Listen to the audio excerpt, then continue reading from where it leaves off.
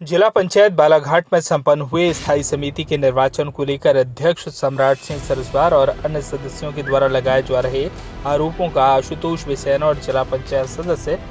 दल सिंह पंद्रे ने जवाब दिया। उन्होंने पत्रकारों से चर्चा में कहा कि सम्राट सिंह सरस्वार ने जिस तरह से स्थायी समितियों के निर्वाचन के दौरान अपने सदस्यों के साथ वॉकआउट कर कांग्रेस का सत्यानाश होने वाला बयान दिया है, जो कि पार्टी के प्रति उनकी सोच को दर्शाता है। उन्होंने बताया कि वो चाहते तो अध्यक्ष और उपाध्यक्ष निर्वाचन के दौरान जो कुछ भी हुआ उसे भुलाकर कांग्रेस के सभी सदस्यों से चर्चा कर स्थायी समिति के निर्वाचन में कांग्रेस का बहुमत दिखा सकते थे, लेकिन उन्होंने ऐसा न करते हुए कुछ निर्दलीय सदस्यों पर भरोसा करते हुए भाजपा के साथ मिलकर उनकी माखीश्वर बिसेन और अन्य कांग्रेसी सदस्यों को दरकिनार करने की कोशिश में थे। इसी के चलते उनके द्वारा उनकी मंशा को भांपते हुए उन्होंने बाकी के सदस्यों के साथ मिलकर कांग्रेस के निर्वाचित सदस्यों को स्थायी समिति में बहुमत दिलाया है। इसी तरह दल सिंह पंद्रे ने भी उपरोक्त घटनाक्रम के लिए लांजी क्षेत्र के विधायक हेना कांवरे और सम्राट सिंह सरस्वार को जिम्मेदार बताते हुए जमकर निशाना साधा। इसी दौरान जिला पंचायत सभापति केशर बिसेन भी मौजूद रहीं। पंचायत में कांग्रेस पार्टी के इसमें अधिकृत नहीं होते, इसमें समर्थित होता है, क्योंकि इसमें पार्टियां बी फॉर्म जारी नहीं करती, पार्टियां अपना समर्थन देती है। तो कांग्रेस पार्टी से समर्थन प्राप्त करने वाले 24 सदस्य निर्वाचित हुए थे। बालाघाट की जिला पंचायत में कुल 27 सदस्य हैं, उसमें 14 सदस्य निर्वाचित हुए थे, यानी कि पूर्ण स्पष्ट बहुमत कांग्रेस पार्टी को मिला था। परंतु जब से ये चुनाव हुआ उसके बाद से लगातार यहाँ पर जो कुछ भी हुआ, लगभग कुछ आपको पता है और कुछ जो जानकारियाँ प्रसारित हुई वो गलत तरीके से प्रसारित कुछ लोगों के द्वारा किया गया। जिला पंचायत के चुनाव में 29 तारीख को परिणाम आने के बाद 15 तारीख को सभी साथियों को निर्वाचन के प्रमाण पत्र कलेक्टर बालाघाट ने प्रदान किए और 17 तारीख को माननीय कमलनाथ जी, जो कि इस प्रदेश के मुख्यमंत्री हैं और मध्य प्रदेश कांग्रेस कमेटी के अध्यक्ष हैं, उन्होंने बालाघाट जिले के निर्वाचित जिला पंचायत सदस्यों की एक बैठक अपने निवास पर आयोजित करी थी और उस बैठक में उन्होंने स्पष्ट तौर पे सभी जिला पंचायत सदस्यों से कहा था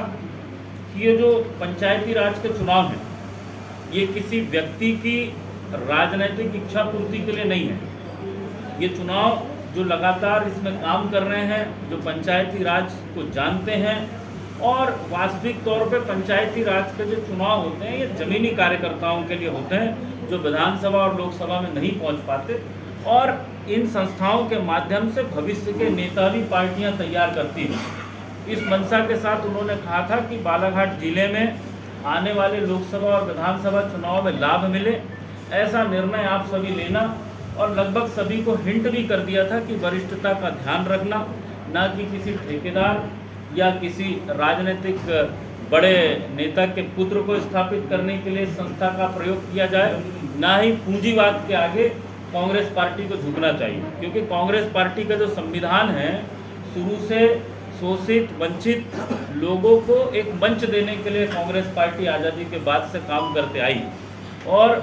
बालाघाट के जिला पंचायत में निर्वाचन के बाद से हमारे जो बालाघाट के प्रभारी हैं कांग्रेस के माननीय तरुण मनोज जी, उन्होंने बहुत प्रयास करा कि कांग्रेस के 14 निर्वाचित सदस्य एक साथ बैठकर एक राय होकर जिसके पक्ष में ज़्यादा लोग हों उसको उम्मीदवार बनाने का काम करें। इस दिशा में 28 तारीख को भरवेली के सर्किट हाउस में, रेस्ट हाउस में, मॉइल के गेस्ट हाउस में मीटिंग थी, लेकिन उसमें भी जो अभी वर्तमान अध्यक्ष हैं जिला पंचायत के और उनके साथ जो लोग थे उन्होंने मीटिंग में आने से इनकार किया। नमस्कार, मैं दल सिंह पंद्रे, जिला पंचायत सदस्य बालाघाट। अभी आप लोगों ने हमारे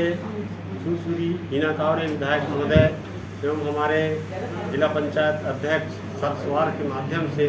पत्रकारिता करके जो हमारे बारे में अफवाह उड़ा रहे हैं उसके बारे में मैं बोलना चाहूँगा।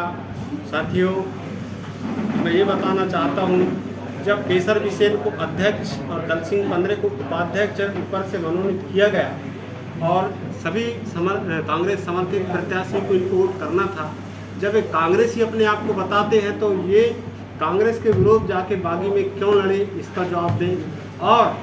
जब जीत के हो जाता है तो मात्र हमारे एक विधायक इनकी रैली में उपस्थित होते हैं, वो हैं सुश्री हिना कांवरे जी, और बाकी विधायक